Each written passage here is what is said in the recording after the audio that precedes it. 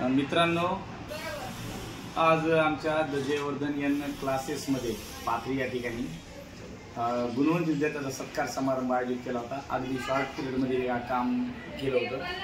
तर नेमकाच कार्यक्रम संपला, सगळे पालक विद्यार्थी गेले, त्याचा व्हिडिओ तर आहेच, मी आता टाकलंच। परंतु सकाळपासूनच काही 10वी 9वी आणि 11वीच्या विद्यार्थ्यांनी गडबड करून आज सगळं कार्यक्रमाचं नियोजन केलं।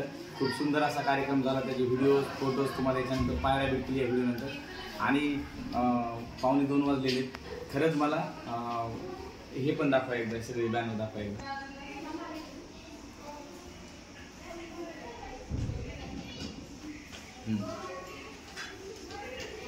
आणि मला इतका आनंद आहे।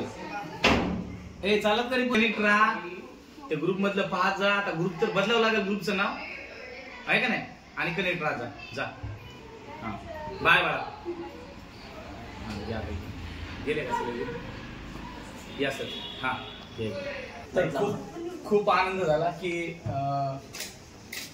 पालक काय माहिती आहे। तर खूप आनंद झाला मला की त्या सगळ्या विद्यार्थ्यांचा, गुणवंत विद्यार्थ्यांचा, ज्यांनी चांगले मार्क्स घेतले त्यांचा सत्कार करायला आम्हाला संधी मिळाली। पालकांचे मनोगत सुद्धा झालं, पालकांनाही संधी मिळाली आम्हाला सत्कार करायला पालकांचाही।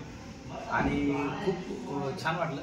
आता थोडंसं मला वाईट वाटते आणि बोर पण होतं की हे जे लेकरं गेली 8वी पासून 8वी 9वी 10वी 11वी आणि 12वी 5 वर्ष इथं राहिले आणि एक वेगळा बॉन्डिंग आणि लगाव तयार होतो प्रत्येक लेकरासोबत शिक्षकाचा।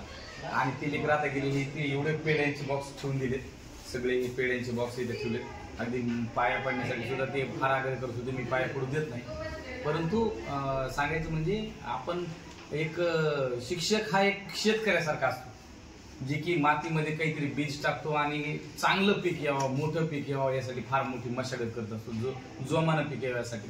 आणि पावसानं अवकाळी येणं कधी कधी पिकाचं नुकसान होतं, तर कधी कधी पीक भरभरून येतं आणि आल्यानंतर त्याला अत्यंत आनंद होतो त्याचा। अगदी तो आनंद अश्रूमध्ये रूपांतरित होतो, इतका आनंद शेतकऱ्याला होतो।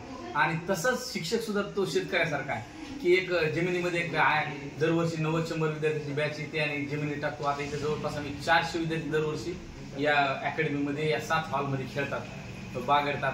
पाणी, कुणाचे पाण्यावरून भांडणं, कुणाचे काय कशामधून छोट्या छोट्या गोष्टी, यानं खुर्ची दिली, यानं खुर्ची दिली नाही, इतक्या समस्या। माझा पेन घेतला, पेन दिला नाही, इतकी समस्या। काही सिन्सिअर लेकरं असतात, तर काही अवखळी लेकरं असतात, काही हुशार असतात, काही मंद असतात, काही अभ्यासू असतात, काही अभ्यासू नसतात। अलग अलग प्रकारची लेकरांना सांभाळावं लागतं। आणि याच्यातली बॅच जेव्हा बाहेर जाते तेव्हा त्या शेतकऱ्यासारखं आमचं पण होतं की अगदी चांगलं पीक आल्यानंतर ते बहारतं आणि कुठेतरी मार्केटला टाकावं लागतं एखाद्या ठिकाणी। तसंच हे लेकरं भविष्यात डॉक्टर होतील, इंजिनियर होतील, काही जणांनी नर्सिंगची सीटी दिलेली आहे, काही जणांनी बीटेकची सीटी दिलेली आहे, अलग अलग सीटी दिलेल्या आहेत। हे लेकरं मोठे होतील, पण 5 वर्ष या अकॅडमीमध्ये हे लेकरं राहिले, म्हणून थोडंसं बोर होते, पण काही हरकत नाही। या सगळ्या चिमण्यांनी, पाखरांनी जोरजोरात उंच झेप घ्यावी, आकाशात जावं आणि कुठंतरी त्यांचं नाव व्हावं। त्यांचं नाव झालं म्हणजेच कालांतराने शिक्षकाचं सुद्धा नाव। एवढंच या ठिकाणी सांगतो आणि थांबतो। धन्यवाद।